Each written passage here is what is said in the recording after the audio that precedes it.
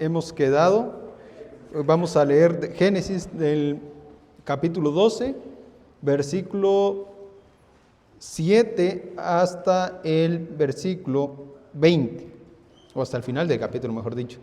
Dice: el Señor se apareció a Abraham y le dijo: a tu descendencia daré esta tierra. Entonces Abraham edificó allí un altar al Señor que se le había aparecido. De allí se trasladó hacia el monte al oriente de Betel y plantó su tienda, teniendo a Betel al occidente y Ai al oriente. Edificó allí un altar al Señor e invocó el nombre del Señor. Y Abraham siguió su camino, continuando hacia el Negev. Pero hubo hambre en el país y Abraham descendió a Egipto, pero para pasar allí un tiempo, porque el hambre era severa en aquella tierra. Cuando se estaba acercando a Egipto, Abraham dijo a Sarai su mujer: mira, sé que eres una mujer de hermoso parecer, y sucederá que cuando te vean los egipcios dirán: esta es su mujer y me matarán, pero a ti te dejarán vivir. Di por favor: eres mi hermana, para que me vaya bien por causa tuya, y para que yo viva gracias a ti. Cuando Abraham entró en Egipto, los egipcios vieron que la mujer era muy hermosa. La vieron los oficiales de Faraón y la alabaron delante de él. Entonces la mujer fue llevada a la casa de Faraón, y éste trató bien a Abraham por causa de ella. Le dio ovejas, vacas, asnos, siervos, siervas, asnas y camellos.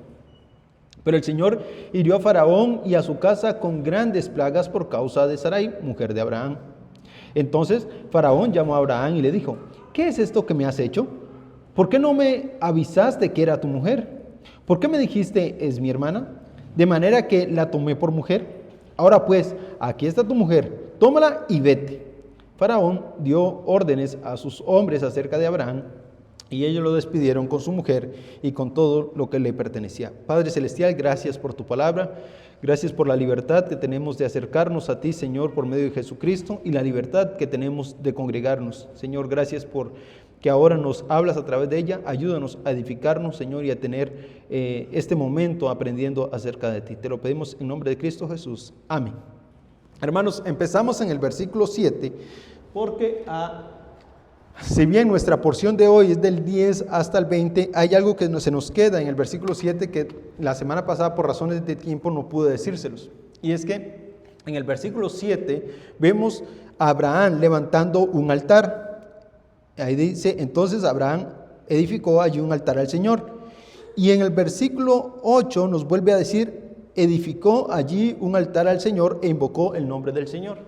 Bueno, esta costumbre que tenían los pueblos peregrinos de a donde ir levantar un altar, si bien es cierto, Abraham tenía la costumbre por su tradición noéica y semita de saber o encontrarse con Dios y saber que debía levantar un altar, no debe sorprendernos que algunos historiadores digan que en esa zona de Canaán era muy común encontrar altares a dioses diversos. ¿Por qué? Porque los pueblos que iban ahí levantaban un altar a su Dios y allí ofrecían sacrificios.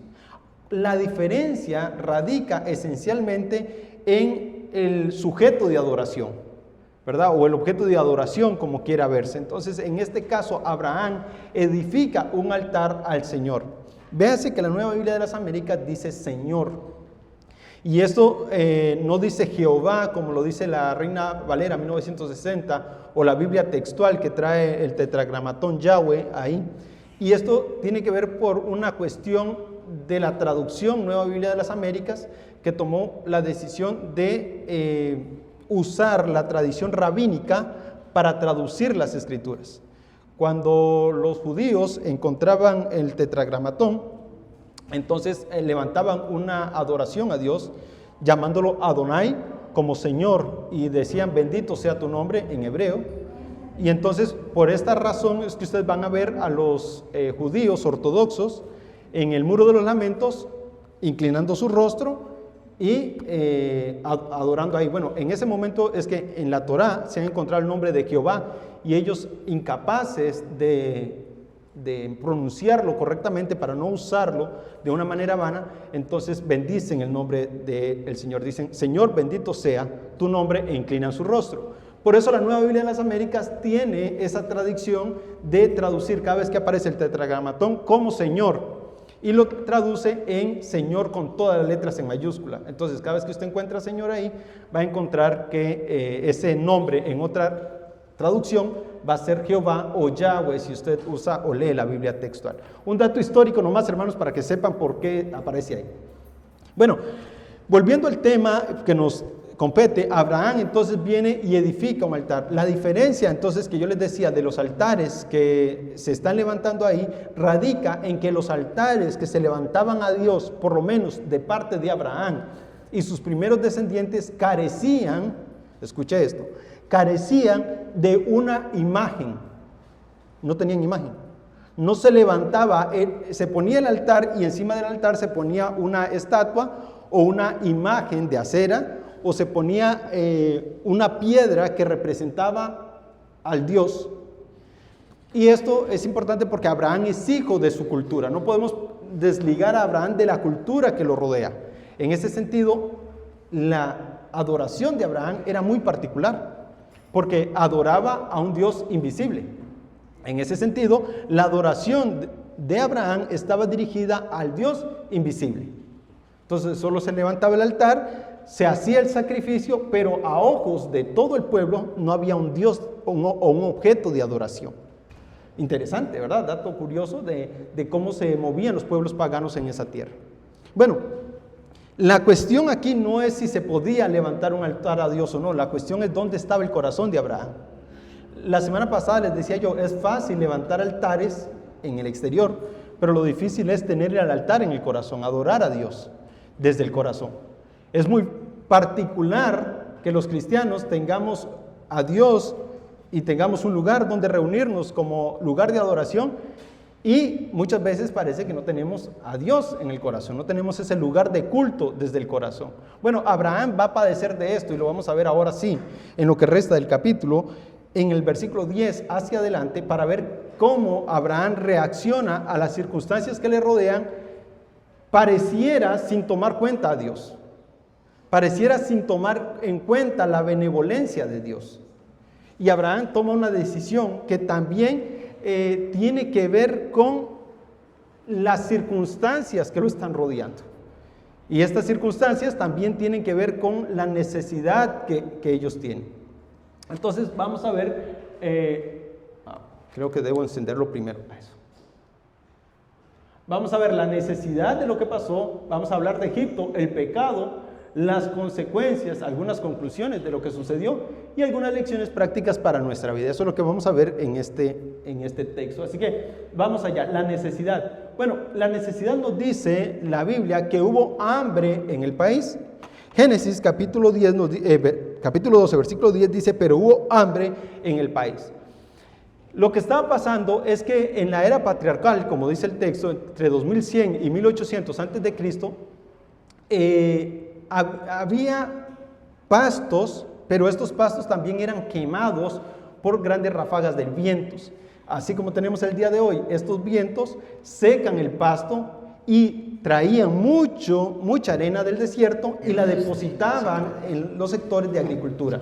Entonces sucedía en ese caso que toda la cosecha se perdía. Los hombres que iban en busca de pastos para los rebaños no encontraban pasto porque el pasto había sido quemado o estaba sepultado en arena por falta de la lluvia. Y esta necesidad que había no funciona. Es que está bajo de batería. Gracias. Entonces lo que le está sucediendo a Abraham es que en Canaán está pasando este evento que está ¿cómo se dice? El desierto está ganando territorio, se está desertificando, creo que es la palabra.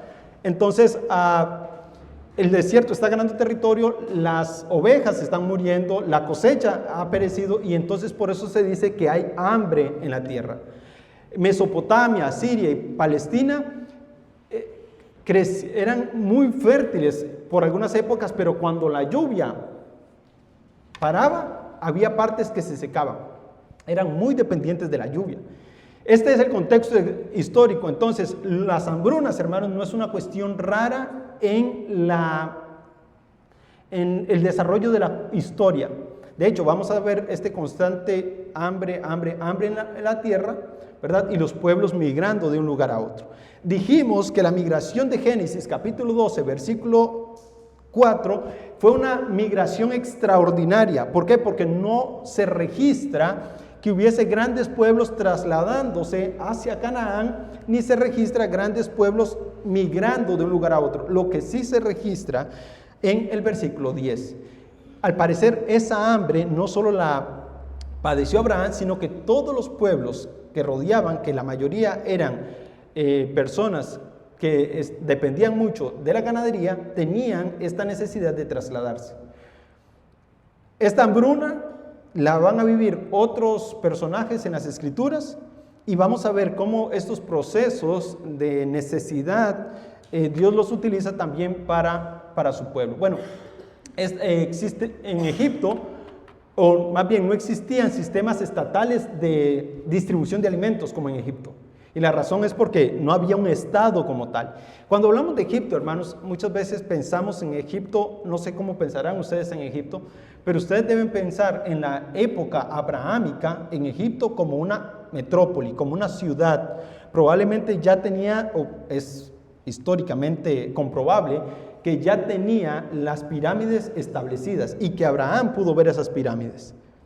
En un sentido, estamos hablando de un estado consolidado, de un estado que tenía distribución de riquezas y de un estado que tenía la capacidad de ver por los más necesitados en los tiempos de hambre. Entonces, cuando hablamos de Egipto, no pensemos en un desierto con 2 pirámides ahí, no estamos hablando de una sociedad muy bien establecida, muy enriquecida, una sociedad que tiene parámetros bastante claros, y por eso no es raro, escuchen bien, que cuando José llega a Egipto, el faraón lo pone a él a cargo para que él distribuya las riquezas entre los más necesitados, aunque se las tenga que vender. Esto no fue que se lo inventó, se lo sacó debajo de la manga. Esto era la tradición de los egipcios, ¿verdad? Venderle los alimentos a los pueblos que venían hacia ellos y aún a los mismos egipcios para que no perecieran en las hambrunas. Así que desde aquí hasta el capítulo 50 de Génesis vamos a ver que las hambrunas en esta tierra es bastante común. Luego vamos a ver cómo Dios utiliza la falta de lluvia como juicio para la nación en los tiempos de Elías, ¿verdad? Entonces para la lluvia y Dios luego manda a que llueva de nuevo. Pero en este caso estamos viendo este círculo vicioso. Hay hambre en la tierra, gente viene a Egipto, vuelve a llover, la gente sale de Egipto y en este proceso ahora encontramos a Abraham en una gran necesidad. Hay hambre en la tierra. Esto es simplemente datos históricos de lo que tiene que ver con el versículo 10. Tal vez agregar, ahora que está hablando de datos históricos, es interesante porque en Egipto sí había alimento y en Canaán no.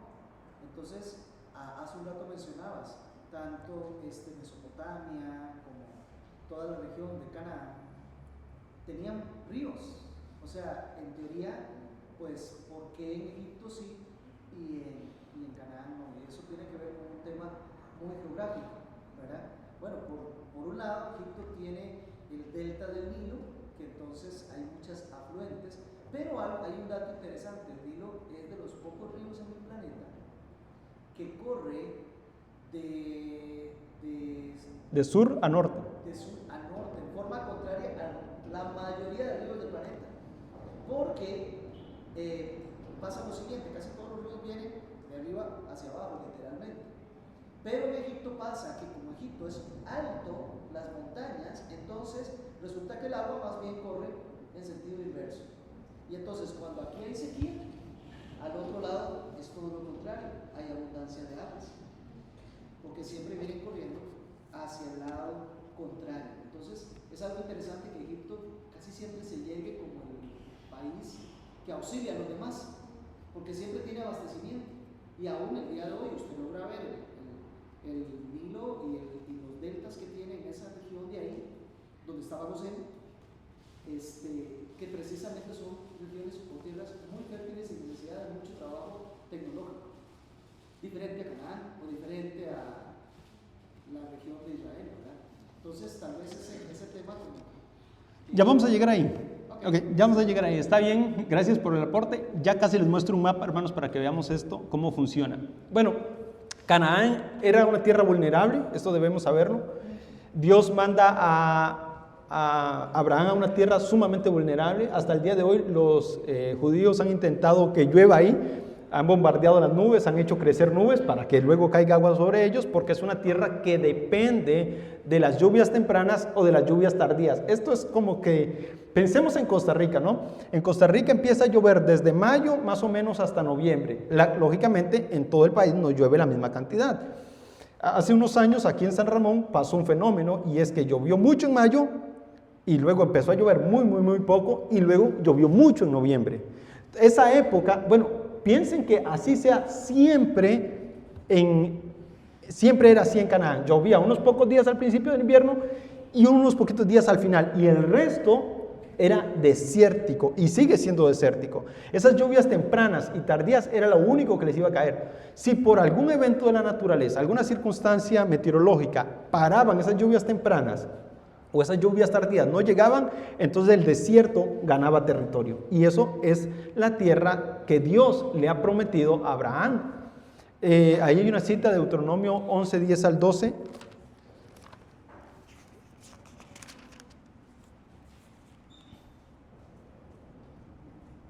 Creo.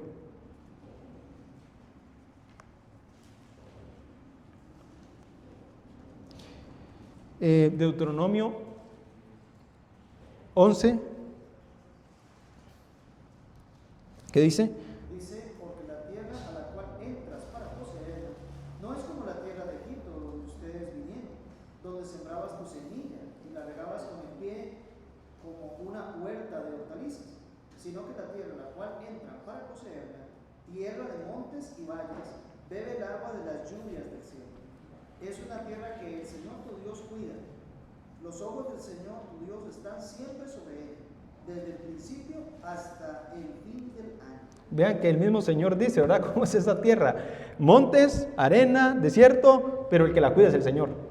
Es curioso que a pesar que sea una tierra tan infértil, Dios diga que de ella mana leche y miel. Sí, es interesante. ¿No les parece un poco paradójico esto? Que a pesar de que es un desierto, Dios le dice, es una tierra que fluye leche y miel. Dios la sostiene, como nos dice Deuteronomio. Él sabe la calidad de tierra que es. Y les dijo, yo ahí lo voy a establecer. Esa es su tierra. Hermanos, sería muy fácil para Dios que fluyera leche y miel si estuviésemos hablando de Egipto.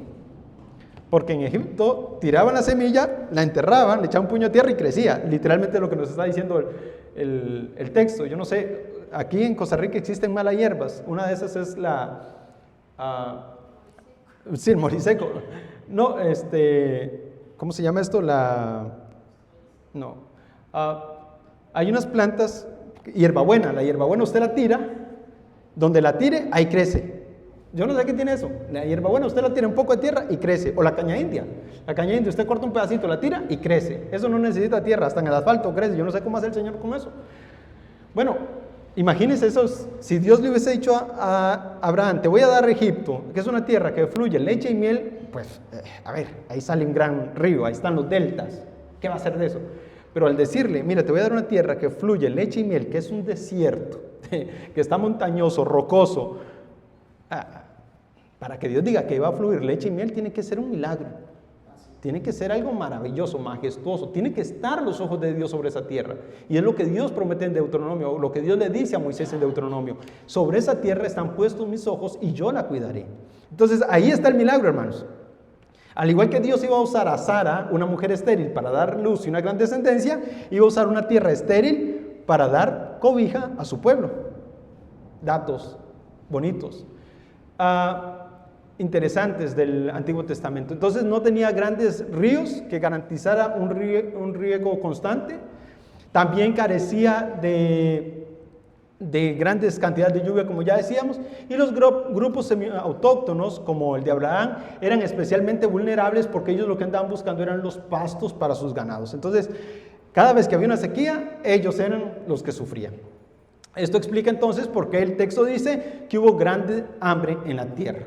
¿verdad? Y esa es la razón geográfica e histórica del por qué hay hambre en la tierra. Y aquí tenemos, hermanos, qué fue lo que pasó con Abraham. Vean, Abraham sale de Ur de los Caldeos. Vean que siempre va a salir esto, porque esta es la ruta más probable que Abraham tomó. Esta es la más probable. Ur de los Caldeos, sube a Harán, de Harán viene a Canaán, se queda aquí en Betel por el Manre, y luego baja hasta el delta del Nilo. Estos deltas del Nilo, hermanos, van a ser importantes más que todo para los ganaderos, porque los depósitos grandes de sedimentos que traía el Nilo, ahí hacía crecer pastos y no importaba si el ganado se lo comía, de nuevo iba a crecer pasto porque siempre estaba habiendo este semillero y esta sedimentación. Los valles y los deltas hacían que hubiese mucha agua y pasto fresco siempre. Nosotros sabemos de esto, hermano, vivimos en Costa Rica, sabemos que donde hay un campo de agua ahí crece pasto, ¿verdad? Y usted lo corta y a los 2 días está de nuevo ahí, ya lo sabemos. Bueno, eso es lo que hacía esa tierra tan rica, tan especial para ellos. Okay. Egipto entonces se convierte en esta parte del refugio y entonces nos dice el versículo 10, pero hubo hambre en el país y Abraham descendió a Egipto para pasar allí un tiempo porque el hambre era severa en aquella tierra. Bueno, Egipto dependía del Nilo, el Nilo no nace en Egipto, por lo tanto la riqueza del Nilo, la profundidad de las aguas del Nilo no dependen de si llueve o no en esa zona, y eso es muy importante. Entonces, esta dependencia que había del río Nilo los hacía ser un lugar bastante accesible. Textos egipcios evidencian que muchos pueblos de Canaán venían hacia ellos. Arqueológicamente se ha encontrado de que esto era la costumbre, que los cananeos bajaban, cada vez que había hambre, bajaban. Para los egipcios eso era ya el pan diario de cada día. Venían en grupos, iban grupos, venían grupos, iban grupos. Ellos ya estaban acostumbrados a eso. Recordemos aquí, hermanos, que cuando hablamos de la migración de Abraham, no es que Abraham tomó a Sara y se fue, es que tomó a todos los suyos, casi 1000 personas. Estamos hablando de 1000 personas que descienden de Canaán hasta Egipto con el grupo abrahámico, por decirlo de alguna manera. Entonces, cuando dice que Abraham tomó lo suyo y se fue, estamos hablando de una migración de 1000 personas que están caminando rumbo a Egipto. Así que cuando Abraham llega ahí, y él se presenta como Abraham, no es que está llegando cualquier persona que está cuidando una vaquita por ahí, no está llegando el dueño de 1000 personas, el jefe, el patriarca, el mandamás de este grupo de personas. Entonces ya solo eso, solo ser la cabeza que guía a ese grupo, le daba un cierto estatus que las personas les hacía preguntar quién es este hombre que está descendiendo a nosotros. Por eso van a interrogarle, ¿quién es usted? ¿De dónde viene? ¿Qué es esta capacidad monetaria que tiene? Estamos hablando de 1000 personas y no hay registro de la cantidad de cabezas de ganado que estaban bajando con él. Si él era pastor, probablemente tenía más de 200 cabezas de ganado. Entonces, por decir poco, ¿verdad? Entonces, 1000 personas... Ahora imagínense, son 1000 personas, son muy poquitos para cuidar 200 cabezas de ganado. Estamos hablando de números grandes. Estamos hablando de una comitiva que estaba descendiendo a Egipto. Por eso les digo, cuando vemos a Génesis, muchas veces lo minimizamos, ¿verdad? Abraham y su mujer. No, a ver, aquí hay una gran migración. Bueno, el mismo patrón, Isaac en Génesis capítulo 26, Jacob en Génesis capítulo 42. Así que Abraham no actuó de una manera particular, excepcional, sino que más bien era costumbre. Y es probable que en esas hambrunas parte de los grupos le decían, hey, vamos a Egipto. Algún amigo le dijo, en Egipto podría sobrevivir, y él se va en estas caravanas o toma la decisión de irse. Así que no fue un evento particular, como sí fue el del capítulo 12, versículo 4, muy particular de él. En el versículo 10 ya no es un evento particular de él, ya es una migración de toda esa región de los cananeos que están descendiendo hacia Egipto. Y aquí, hermanos, tenemos un mapa, y esto es lo que nos decía el pastor por acá. Este es el río Nilo que desciende hasta allá, los deltas del Nilo se encuentran aquí, y aquí tengo un mejor mapa. Este mapa nos muestra qué nos está diciendo él. Vean los deltas ricos en sedimentos, Aquí, hermanos, podía haber mucho verano, hacer un verano muy fuerte, pero si llovía en esta zona, solo que lloviese en esta zona, hacía que el Nilo se llenase de agua, se anegase. Así que, como les decía, Egipto no dependía de las lluvias tardías o temprano que podían llegar a ellos, sino que más bien dependía de la afluencia del río que había aquí. En cualquier parte de todo ese trayecto del río que lloviese, los egipcios estaban felices y tranquilos. Ellos dependían del Nilo. Y el Nilo, un afluente que nunca se va a secar. Por mucho tiempo se creyó que el Nilo era el más grande del mundo, ¿verdad? Hoy se tiene registros que el Amazonas es el más grande del mundo. Pero para los años 90 todavía se tenía la tesis de que el Nilo era el más grande del mundo. Y con todas sus afluentes y riquezas. Así que no es raro ver este patrón que tenemos aquí. Desierto, y ver aquí más bosques, más agua, ver más riqueza. Y por ello los egipcios, en todo el proceso histórico del Génesis no nos dice mucho de los egipcios, pero vaya que los egipcios eran bien arrogantes, tenían sus cosas de qué sentirse orgullosos. Y cuando Moisés desciende a Egipto después de encontrarse con Dios, Dios ataca el río Nilo y lo convierte en sangre. Ustedes dependen del Nilo, su Dios es el Nilo. Bueno, vamos a ver quién manda sobre los dioses. Entonces vemos este proceso, ¿verdad? Del Dios soberano luchando es mucho decir, atacando los dioses paganos, ¿verdad? Para mostrar que Él es Jehová Dios, Dios de los ejércitos. Entonces, por eso es notorio, la puerta está cerrada. Están cerradas. Por eso no es raro ver entonces la importancia que tiene el Nilo para los egipcios y que los egipcios se establecieron ahí. Y no solamente eso, hermanos, de las culturas antiguas, los egipcios es una de las que más rápido desarrolló. Después de Noé, parece que una de las culturas que más rápido desarrolló fue la de los egipcios, perdón. Entonces, vemos el desarrollo de la historia. Egipto ya es una gran ciudad, como lo eran otros pueblos, pero los egipcios eran como la cumbre o lo más grande que se conocía del desarrollo humano hasta esa época, o por lo menos en esta área del mundo. Algunos dicen que los chinos ya habían desarrollado su cultura y que eran paralelos, pero por lo que sabemos de Oriente Medio es que los egipcios es una de las culturas más antiguas, más desarrolladas de las épocas, por lo menos para la época abrahámica. Descendientes de Jafet, sí.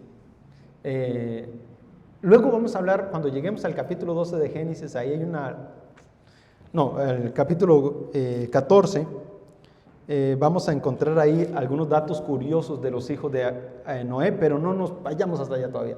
Bueno, Egipto ha crecido, entonces Egipto es la cabeza, es el lugar donde va a descender Abraham, ¿verdad? Ahora tenemos el pecado. Vamos a hablar un poco del pecado de Abraham porque no podemos desarrollar esto.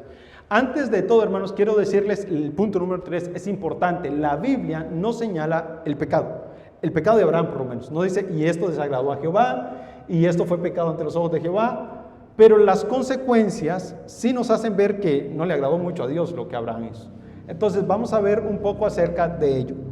Primero, versículo 11, cuando se estaba acercando a Egipto, Abraham dijo a Sarai su mujer, mira que eres una mujer de hermoso parecer, y sucederá que cuando te vean los egipcios dirán, esta es su mujer y me matarán, pero a ti te dejarán vivir.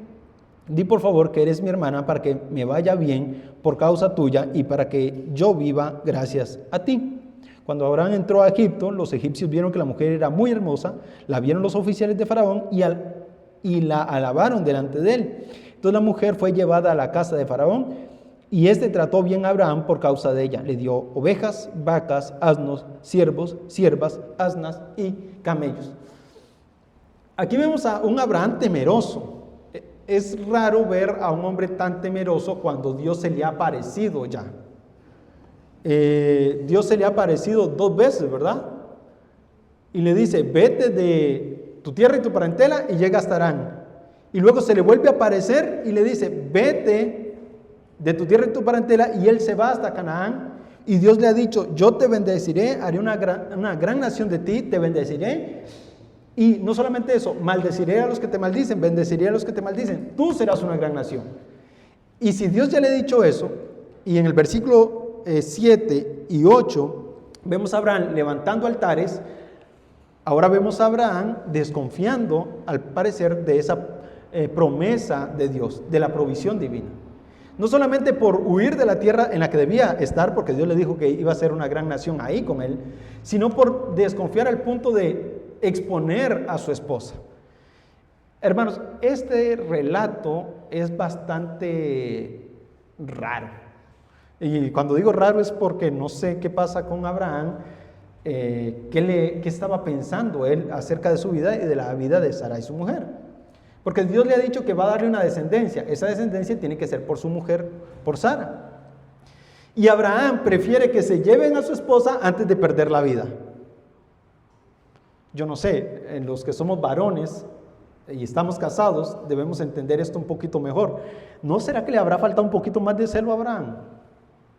No sé, los hombres debemos ser un poco celosos en este sentido, cuidadosos de nuestras esposas, ¿verdad? Protegerlas, abrigarlas, a pesar de que muramos en la causa.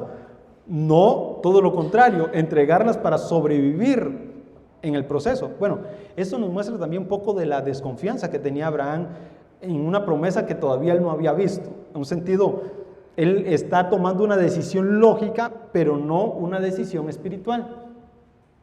Y esto definitivamente es una cuestión que raya nuestro entendimiento y por lo menos nuestra cultura, porque nosotros entendemos la monogamia y nosotros participamos de ella, y el mismo Señor Jesús dijo cuando le preguntaron acerca de ello, en el principio varón y hembra los hizo, y el Señor Jesús defendió su modelo universal de monogamia, y ahora vemos a Abraham entregando a su esposa a lo que salga, porque todavía no sabemos si la van a matar o no. O todavía el relato no nos dice si la van a matar o no, o lo que va a suceder. Es más, el hecho de que la tomen por mujer es una cosa muy grave, porque no solamente es que va a ir al palacio, sino que va a ser una concubina con la cual el emperador va a poder reproducirse y tener mucha descendencia, que esto era muy común de los reyes de esa época. Aún lo vemos en Primera y Segunda de Reyes con los reyes de Israel. Entonces, vean el nivel de decadencia que tenemos aquí. Abraham no solamente estaba desconfiando de la promesa de Dios, sino que en un sentido matemático estaba poniendo en riesgo la promesa que Dios le dio. Pero también hay que observar, bueno, primero, no concuerdo con usted en el sentido de que eso sea infrecuente, al contrario, somos muy dados que aunque conozcamos a Dios, aunque nos haya hecho grandes misericordias y estemos con Él en comunión, haya momentos en que tengamos desconfianza de la providencia, haya momentos en que temerosos cometamos pecados graves. Eso no es infrecuente, más bien es lo contrario, es lo que casi todo el tiempo nos ocurre, porque tomamos decisiones según nosotros, como dijo usted, más lógicas y menos espirituales, lógicas dentro de nuestra muy torcida lógica. Pero por otro lado, hay que notar, hay un detalle interesante: Sara era estéril. Entonces eso de que se la diera al faraón y que pudiera tener con ella hijos, no creo que necesariamente fuera lo que Abraham pudo haber dicho, sino más bien escudarse en el hecho de que ella era estéril, ¿verdad? Porque Dios le había dicho que iba a tener un hijo, pero hasta este punto ya seguía siendo estéril. Entonces, es un detalle que estaba ahí, es parte del cómo. Sí. El hecho de que tal vez él creyó en la esterilidad de ella para que no ocurriera o algo por el estilo. Pero bueno, eso es especular. Eso es especular, pero vamos a lo mismo. Pero no quitaba la posibilidad. Sabemos que era estéril porque Abraham Moisés es el que nos relata eso. Y porque no había dado a luz. Pero no era raro que mujeres dieran a luz ya bien avanzadas de año, a pesar de que nunca hubiesen dado a luz. Así que dentro del marco histórico podía seguir siendo una posibilidad remota, pero podía ser una posibilidad. Entonces ahí podríamos especular un poco acerca de eso. Pero a lo que me refiero con con que es raro es que vemos a Abraham en el versículo 7 y 8 levantando altares y en el versículo 10 haciendo todo lo contrario a lo que en realidad debía representar ese altar. Y es lo que yo les decía en la introducción. Es muy fácil levantar altares externos, pero otra cosa es llevar ese altar al corazón, de inclinar nuestro corazón a Dios y decir, vamos a ser consecuentes con nuestra fe en las decisiones que tomamos. Y esta decisión abrahámica nos muestra ese carácter humano que, bien dice el pastor, es bastante común, pero se espera más de nosotros. Deberíamos estar dispuestos a más, por lo menos esperar hasta el último momento a ver qué Dios quiere de nosotros antes de tomar una decisión lógica, que era muy lógica, que era lo que la sociedad hacía, que era lo normal. La pregunta es, ¿era lo que Dios exigía? No necesariamente lo que culturalmente esté aceptado, lo que la cultura haga, porque el mundo lo normalice, nosotros deberíamos ir en pos de ello. Y aquí encontramos a Abraham en una circunstancia muy terrenal, muy cotidiana, muy del día a día, yendo en pos de su propio pensamiento y poniendo en riesgo la vida de su esposa, su propia vida, y gracias a Dios no, pero hasta la promesa. Pero la promesa perdura porque Dios la hizo, no porque Abraham la sostuvo. Y aquí es donde vemos que la promesa de Dios se cumple a pesar de Abraham. Hermanos, la misericordia de Dios son y siempre son a pesar de nosotros. Y es lo que podemos ver aquí. No dependió de Abraham, no fue porque Abraham fue muy listo, no, fue porque Dios intervino en el problema ahí. Dios, y 2 veces Dios tiene que intervenir. Bueno, este es el pecado de Abraham. La belleza de Sarai, un dato curioso que les cuento aquí. Sara tenía 65 años más o menos para esa época. Ahí están las citas para que ustedes lo puedan comparar. Génesis 12:4, 17:27 y 23:1. Y de Sara, Sara es la única mujer en toda la Biblia que se dice la edad en la que murió. Es una pregunta curiosa para los que les gusta jugar trivia. ¿Cuántos años vivió Sara? 127 años. Y no solamente eso, es la única mujer de la cual se dice cuántos años vivió. Ahí usted puede buscar otras mujeres, nunca dicen. Así que Sara estaba en la mitad de su vida, ¿verdad? Si lo vemos a la luz de nosotros, estamos hablando entre una joven entre 35 y 40 años entre la cultura de nosotros hoy. Entonces, Sara era una joven adulta, por decirlo de alguna manera. No estaba envejecida. Además, Sara no había tenido hijos, por lo tanto sus fuerzas estaban consolidadas. Era una mujer joven, consolidada, entonces no había perdido energías en el proceso de parto y de amamantar, por lo cual su belleza no se había visto afectada por la naturaleza humana. Diferente a lo que se dice de las egipcias, y me pareció curioso eso y por eso lo apunté ahí. Podía parecer muy hermosa a los egipcios, cuyas mujeres, según los relatos antiguos y nuevos, suelen ser feas y se marchitaban pronto. Eso dicen los relatos históricos. Ya está, es lo que hay. Digo, envejecían muy rápido. No eran mujeres longevas. En comparación a Sara, estaríamos hablando de que probablemente las egipcias vivían 80 años y Sara 127. Entonces, si su rango de vida era tan bajo, entonces iban a envejecer mucho más rápido y aparte, si daban muchos hijos, si parían muchos hijos, esto las iba a deteriorar mucho más rápido. No es extraño que una mujer que tenga muchos hijos tenga menos probabilidad de llegar a los 100 años. Al contrario, van disminuyendo sus días en la tierra. Bueno, la provisión de Dios. Entonces, Sara, en comparación a las egipcias, según nos dicen los relatos bíblicos, era una mujer hermosa. Hermosa de parecer a los ojos egipcios y probablemente a los ojos abrahámicos también, era la esposa, ¿verdad? Pero por lo menos los egipcios la vieron y la alabaron. Aquí es donde les digo, hermanos, que el celo de Abraham, ¿qué pasa con ese varón, verdad?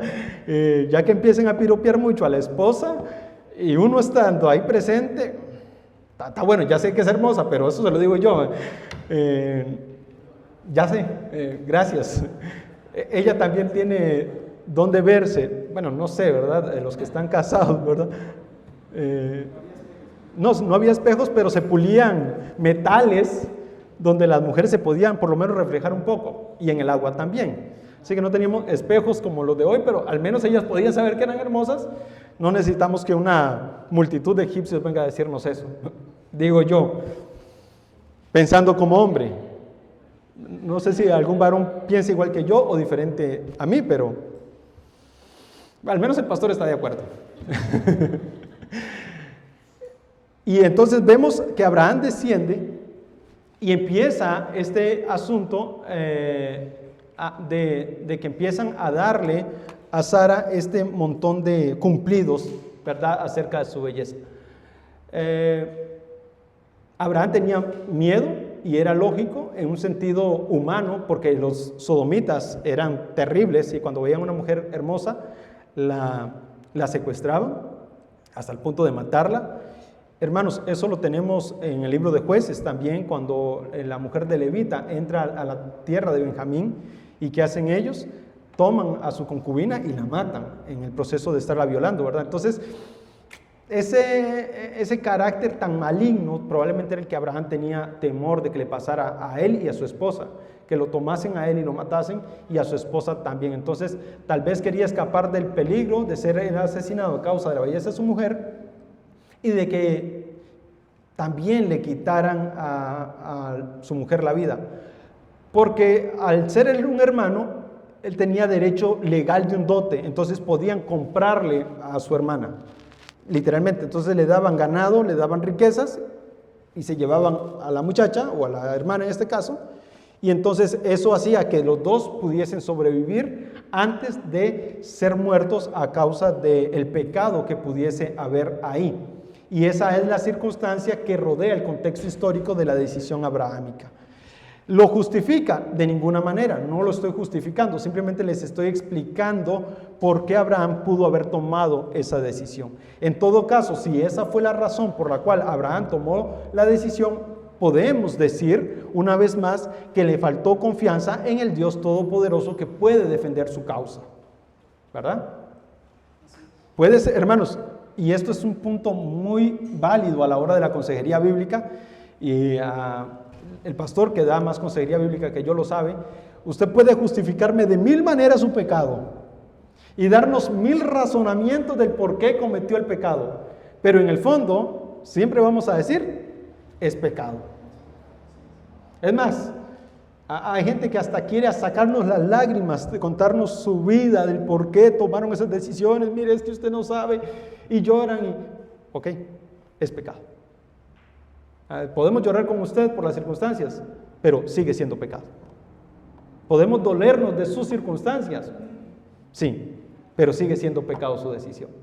Y esto es frío, hermanos, esto es duro, pero es.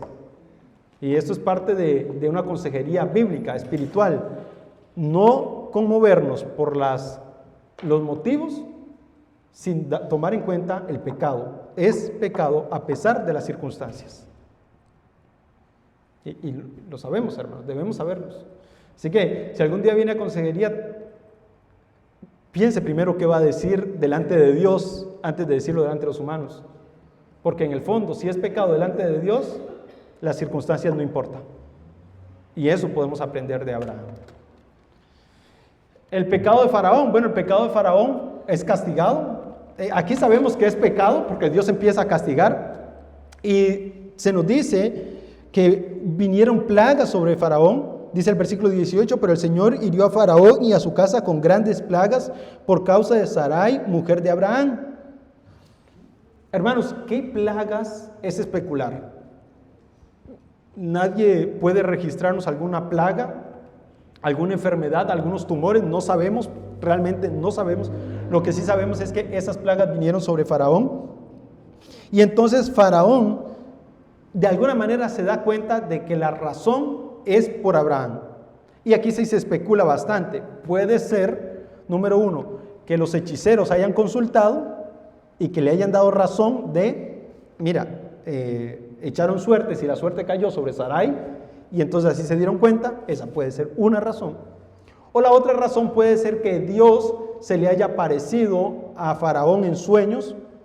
No es raro, me parece menos probable, pero es probable, ¿verdad? Hay algunos argumentos a favor de ello. Entonces puede ser ya sea por el sacerdocio egipcio y sus dioses que hayan echado suertes y las suertes cayeron sobre Sara, que no es raro para la época, Dios se manifestaba de esa manera, y la otra es que Dios se le haya aparecido a Abraham. Entonces Faraón llama a Abraham y le dice: ¿qué es esto que has hecho? ¿Por qué no me avisaste que era tu mujer? ¿Por qué dijiste es mi hermana, de manera que la tomé por mujer? Ahora pues, aquí está tu mujer, tómala y vete. Faraón dio órdenes a sus hombres acerca de Abraham y ellos lo despidieron con su mujer y con todo lo que le pertenecía.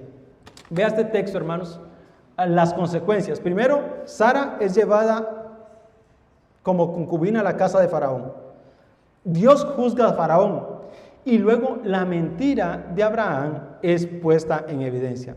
Lo doloroso de esto, hermanos, lo doloroso de esto es que tiene que venir un hombre que no conoce a Dios, que no teme a Dios, a decirle a un hombre que se supone teme a Dios que está pecando.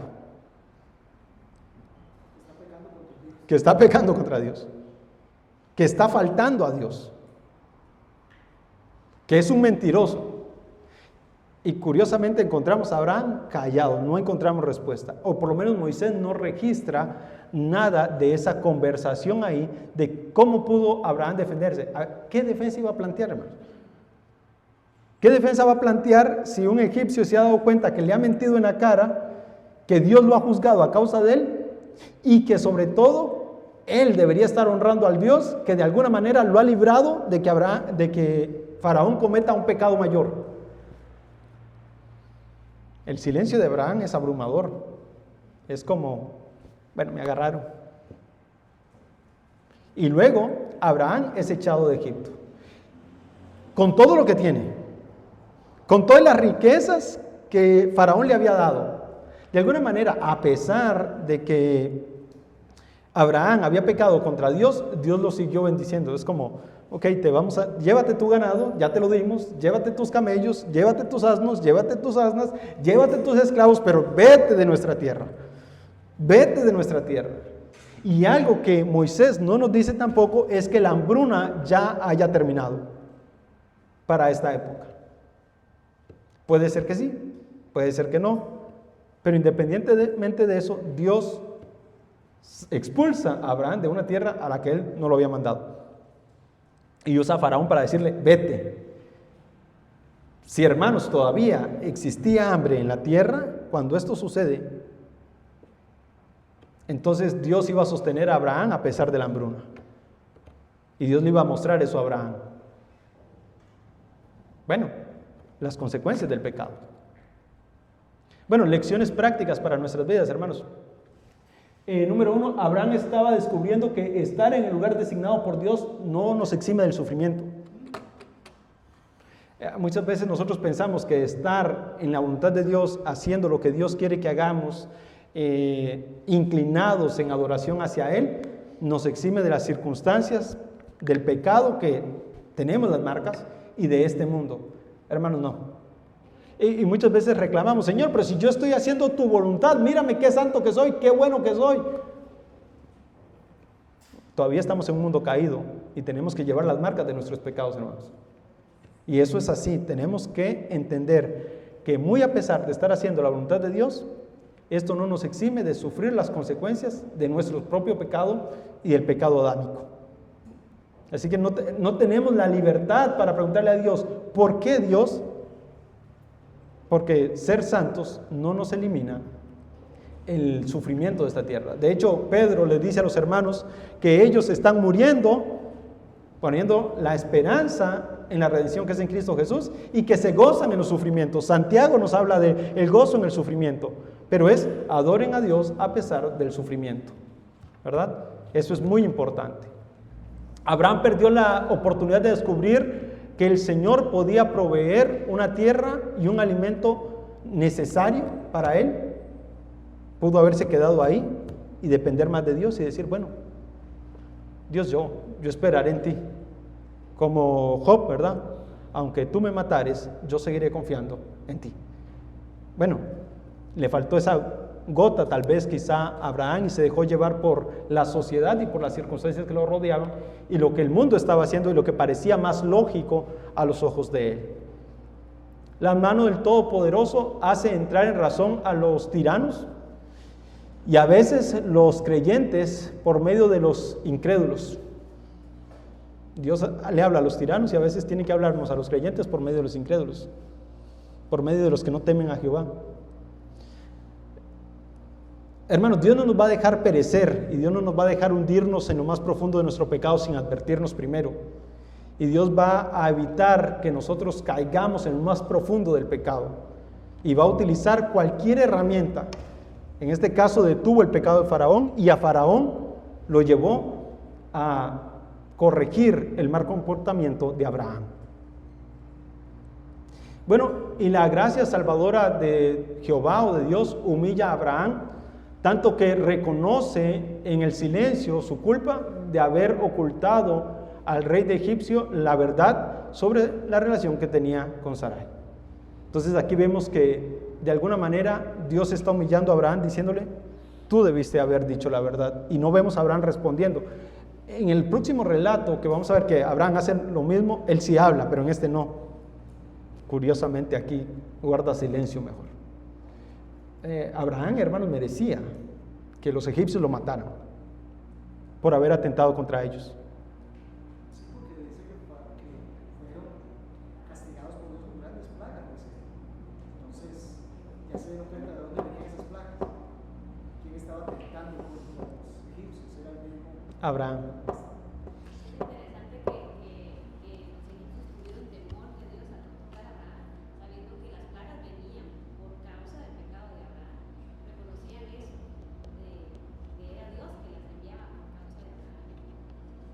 Sí. Reconocieron que el Dios de Abraham y le tuvieron temor al grado de decir, no, las cuentas que tiene con Abraham, que Dios las hace con él. Sí, es diferente a Abraham, ¿verdad? Los egipcios reconocen la grandeza de Jehová y Abraham está calladito, ahí oculto, no me vean, llévense a Sara. ¿Se acuerdan de Jonás? ¿Verdad? Echaron suerte y cayeron sobre Jonás. ¿Y qué hacemos contigo? Échenme a la mar.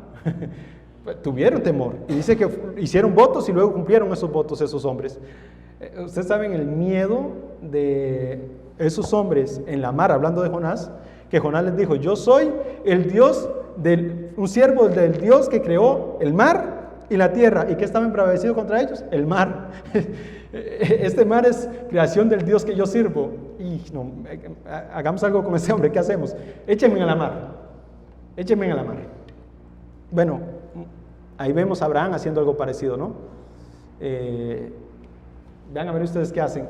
Saquen, que se vaya con todas sus plagas, con todo lo que tiene, no toquemos a este hombre y que Dios trate con él. Largo de nuestra tierra, vete de nuestra tierra. Hermano, por eso les digo, el pacto abrahámico es Dios a pesar de Abraham. Y esto nos trae un poco de esperanza también. La gracia de Dios es a pesar de nosotros.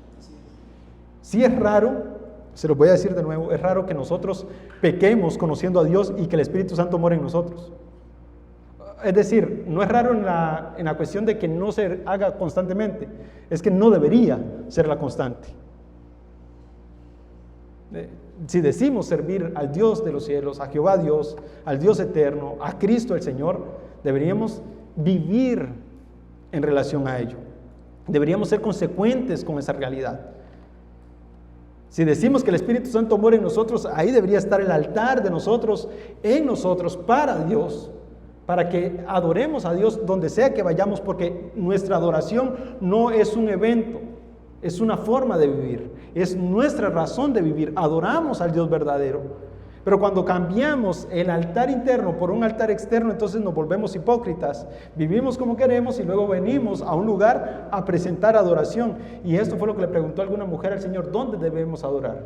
Y el Señor le dijo, no es dónde, es cómo, en espíritu y en verdad. Hermanos, la adoración y la obediencia a Dios no debe ser una cuestión ocasional, debe ser nuestro modo de vida. Así que, a pesar de nuestras faltas, a pesar de nuestros pecados, Dios sigue siendo fiel, pero eso es por su carácter, es porque Él es así. No es porque nosotros lo merezcamos, no es porque usted sea muy inteligente, no, es porque el carácter de Dios es misericordioso, el carácter de Dios es perdonador, el carácter de Dios es ser un Dios que ama y sobre todo es un carácter de un Dios justo que paga el pecado a cada uno conforme se lo merece. Y como nosotros no podíamos cargar nuestro pecado, lo cargó sobre Jesucristo. Y eso es lo maravilloso. Él siempre va a buscar la manera de expiar a los pecadores de sus faltas, porque nosotros somos incapaces de hacerlo por nuestros medios. Gracias a Dios por Jesucristo, porque ahora somos salvos. Bueno, Abraham aprendió esto de una manera bien difícil. Por eso les digo, hermanos, la fe de Abraham parece un sub y baja, ¿verdad? A veces está arriba, a veces está abajo.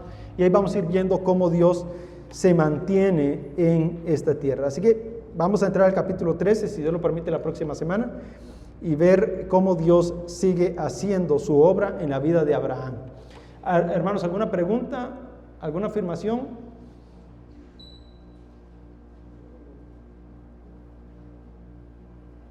¿Nadie? ¿Está bien todo? ¿Claro? Excelente. Entonces oremos. Padre, gracias te damos por tu misericordia. Gracias porque tú eres bueno, Señor, y tú te manifiestas para que nosotros entendamos cuál es tu voluntad, cuál es tu carácter. Tú eres fiel, Señor, a pesar de nuestra infidelidad, y tu palabra reina, Señor, y te damos la honra y la gloria por ello. Porque hoy conocemos que tú eres Dios, Señor, porque te has revelado a nosotros. Y ayúdanos a darte, Señor, en esta mañana una adoración que de verdad llegue hasta ti en olor fragante, Señor. Ayúdanos a ser de bendición los unos para los otros y que lo hagamos para tu gloria. En nombre de Cristo Jesús. Amén.